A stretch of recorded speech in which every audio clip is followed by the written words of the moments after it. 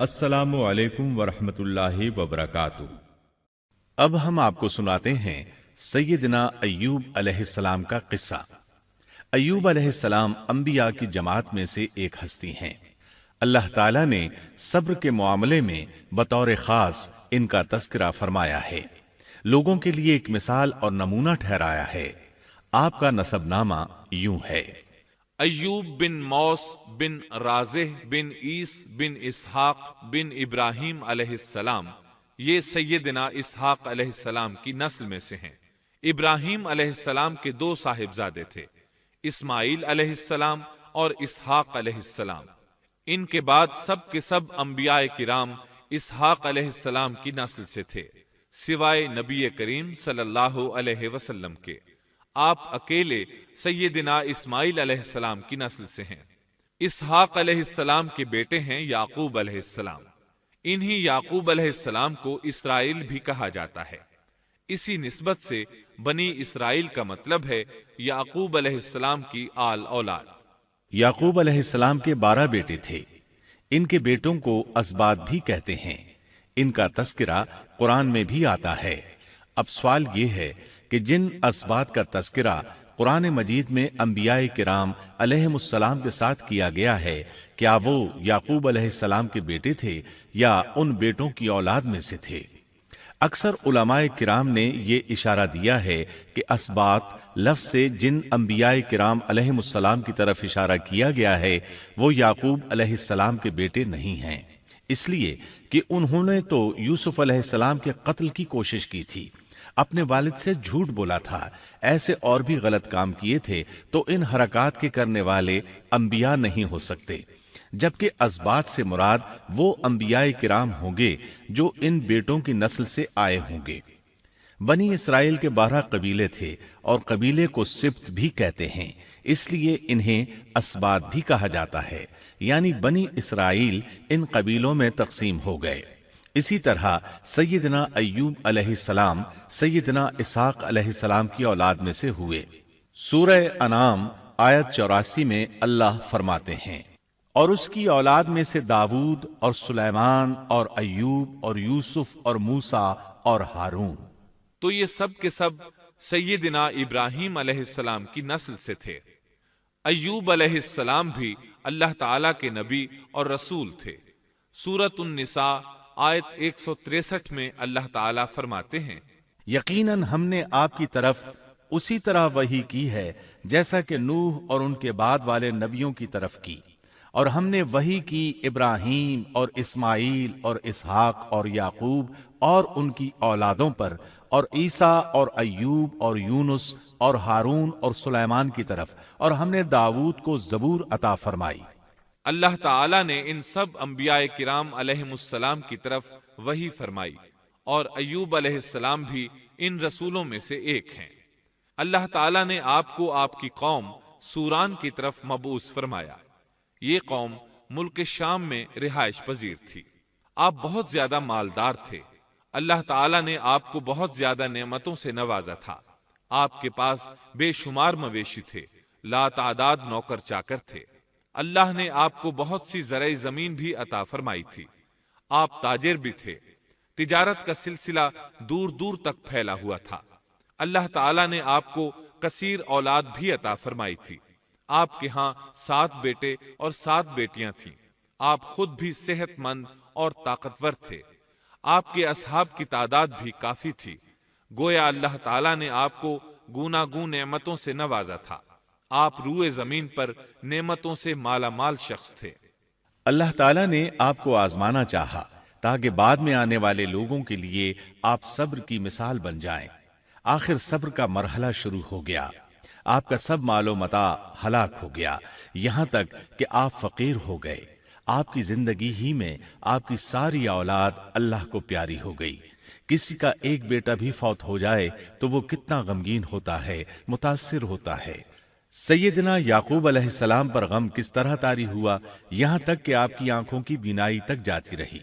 مارے غم کے وہ گھل گئے تھے، جبکہ ان کا کوئی بیٹا فوت نہیں ہوا تھا، اور ادھر 7 بیٹے اور 7 بیٹیاں فوت ہو گئے۔ یہی نہیں، تمام مال مویشی ہلاک ہو گئے۔ معاملہ اس پر بھی ختم نہیں ہوا، آپ شدید مرض میں مبتلا ہو گئے۔ بیماری اس قدر شدید تھی کہ آپ چلنے پھرنے سے معذور ہو گئے، اٹھنے کی سکت نہ رہ گئی، یہاں تک کہ آپ کا گوشت گرنے لگا۔ آپ کی آزمائش انتہا کو پہنچ گئی۔ اب آپ کے ساتھی بھی آپ کا ساتھ چھوڑنے لگے۔ انہیں خوف محسوس ہوا کہ کہیں ان کی بیماری انہیں بھی نہ لگ جائے، کہیں یہ کوئی ایسی بیماری نہ ہو جو ایک سے دوسرے کو لگتی ہو۔ اس طرح سوائے دو کے سب ساتھی آپ کا ساتھ چھوڑ گئے، کوئی آپ کے قریب نہ آتا تھا۔ جو دو ساتھی ساتھ چھوڑ کر نہیں گئے تھے وہ بھی ذرا دور کھڑے ہو کر بات کرتے تھے۔ آپ کی خدمت کے لیے بس آپ کی بیوی رہ گئیں، وہ بہت وفادار بیوی تھیں۔ یہ زوجہ محترمہ آپ کی خدمت کرتی، آپ کو کھلاتی پلاتی، آپ کو نہلاتی۔ پھر نوبت یہاں تک پہنچی کہ سارا ہی مال بالکل ختم ہو گیا۔ اب بیوی صاحبہ نے اجرت پر لوگوں کے گھروں میں کام کرنا شروع کیا تاکہ کچھ کما کر لائیں اور خاوند پر خرچ کر سکیں۔ یہ تھے اللہ کے نبی ایوب علیہ السلام، اتنی بڑی آزمائش میں پورے اترے۔ آزمائش بھی 1-2 ماہ نہیں، پورے 12 برس جاری رہی، اور ایک قول کے مطابق 18 برس جاری رہی۔ آپ اس دوران مجسمہ صبر بنے رہے۔ آپ نے کبھی کسی سے شکوہ تک نہ کیا، یہاں تک کہ کبھی زوجہ محترمہ سے بھی شکوہ نہ کیا۔ سال ہا سال اسی حالت پر گزر گئے۔ ایک بار آپ کی بیوی نے عرض کرنے کی ذرا ہمت کی اور کہا، آپ اللہ کے رسول ہیں، اگر اللہ کے حضور دعا کریں تو وہ آپ کی بیماری کو ختم فرما دیں گے، آپ کی حالت کو بدل دیں گے۔ بیوی صاحبہ کے یہ کہنے کے باوجود آپ نے بیماری کے ختم ہونے کی دعا نہ کی، نہ یہ کہا یا اللہ مجھے رزق کی فراوانی عطا فرما، بس رضائے الہی پر راضی رہے، تقدیر الہی پر خوش رہے۔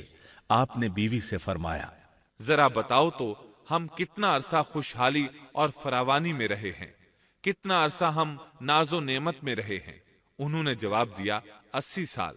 یہ سن کر آپ نے فرمایا، مجھے اللہ تعالیٰ سے دعا کرتے حیا آتی ہے، جتنا عرصہ خوشحالی میں رہا اتنا عرصہ بیماری اور تنگ دستی میں نہیں گزرا، اس لیے میں ابھی یہ دعا نہیں کروں گا کہ وہ مجھے شفا عطا کر دے یا میری اس حالت کو بدل دے، وافر رزق عطا کرے، جب تک مجھ پر 80 سال نہ گزر جائیں۔ جس طرح میں 80 سال ناز و نعمت کی بہاریں دیکھتا رہا، اسی طرح 80 سال تک میں اسی حالت پر صبر کا دامن تھامے رہوں گا، تندرستی کا سوال نہیں کروں گا۔ آپ کے اس جواب پر بیوی صاحبہ مایوس ہو گئیں، اس لیے کہ انہیں تو بیماری کے ختم ہونے کی اور اچھے دنوں کے دوبارہ آنے کی امید تھی۔ آپ کی بات سن کر وہ بولیں، تب یہ آزمائش کی گھڑی کب ختم ہوگی؟ چونکہ اس بات سے اللہ تعالیٰ کی ناشکری ہوتی تھی، اس لیے ایوب علیہ السلام ناراض ہو گئے۔ انہوں نے اللہ کے نام کی قسم کھائی کہ اگر اللہ تعالیٰ نے مجھے شفا عطا فرمائی تو میں انہیں 100 کوڑے ماروں گا۔ دوسری طرف نوبت یہاں تک پہنچی کہ لوگوں نے آپ کی بیوی صاحبہ کو کام دینے سے انکار کرنا شروع کر دیا۔ ان کا خیال تھا کہیں ان کے شوہر کی بیماری انہیں بھی نہ لگ جائے۔ وہ سمجھتے تھے کہ ایوب علیہ السلام کی بیماری چھوت کی ہے، لہٰذا یہ بیماری ان کی بیوی کے واسطے سے انہیں بھی لگ سکتی ہے۔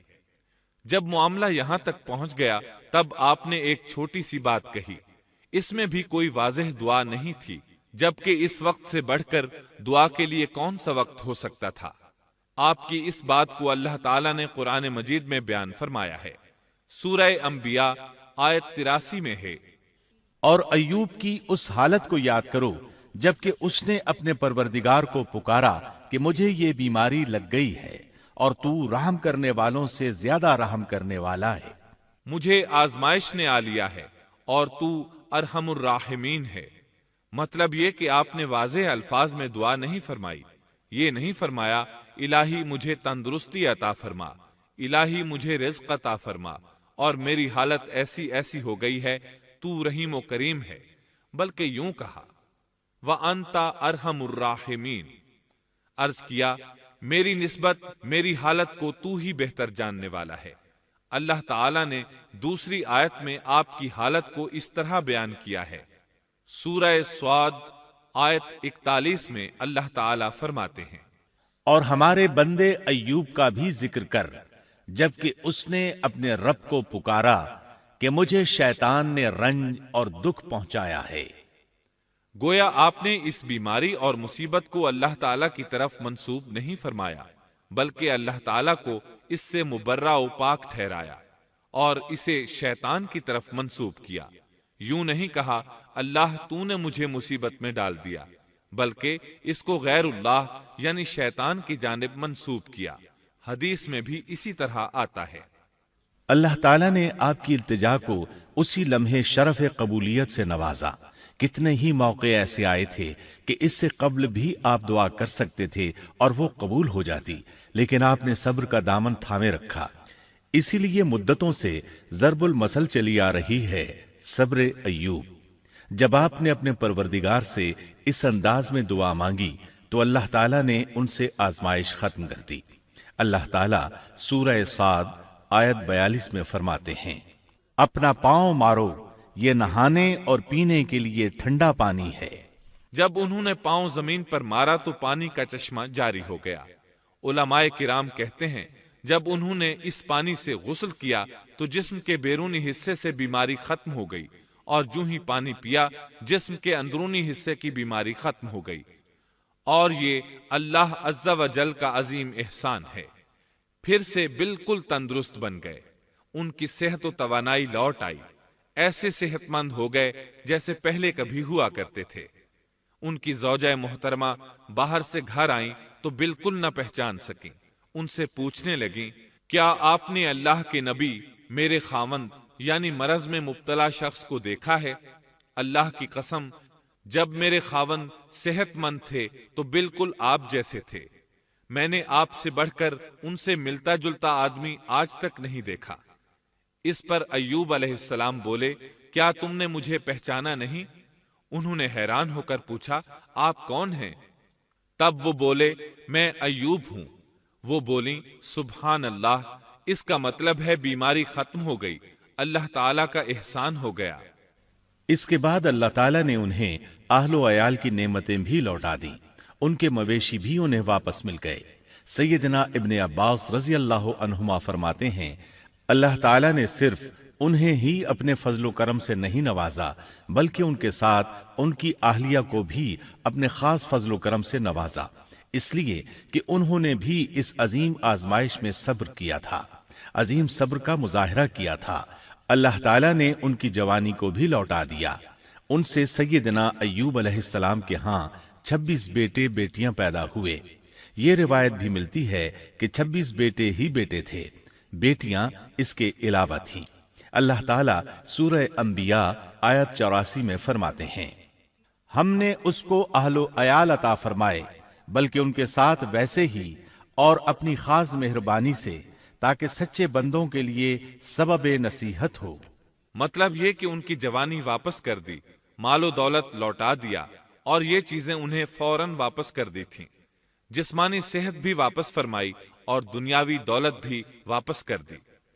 امام بخاری، امام احمد اور دیگر محدثین نبی کریم صلی اللہ علیہ وسلم سے روایت بیان کرتے ہیں کہ نبی کریم صلی اللہ علیہ وسلم نے فرمایا، جب سیدنا ایوب علیہ السلام غسل فرما رہے تھے تو ان پر ٹڈیوں کی موسلا دھار بارش ہونے لگی۔ یہ ٹڈیاں کیا تھیں؟ وہ سونے کی ٹڈیاں تھیں۔